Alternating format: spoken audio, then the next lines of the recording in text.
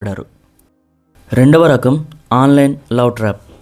ఈ ఏడాది 38% కేసులు ఇన్స్టాగ్రామ్, ఫేస్బుక్ల ద్వారానే జరిగింది.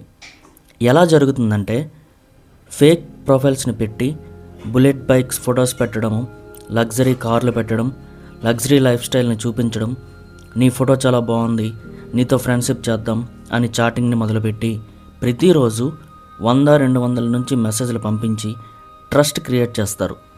ఆ తర్వాత ఒకసారి కలుద్దాం అని మాల్ లేదా పార్క్ లేదా ఏదైనా సరే ఒంటరి ప్రదేశం యొక్క అడ్రస్ని ఇస్తారు. ఆ తర్వాత మీటింగ్ని ఫిక్స్ చేసి అక్కడికి వచ్చి వ్యాన్లో ఎత్తుకెళ్తారు. మూడవ రకం బంధువులే కిడ్నాపర్లు. 2025లో 18% కేసులు బంధువులు, దూర బంధువులు, పక్కింటి వాళ్ళ చేతుల ద్వారా జరిగాయి.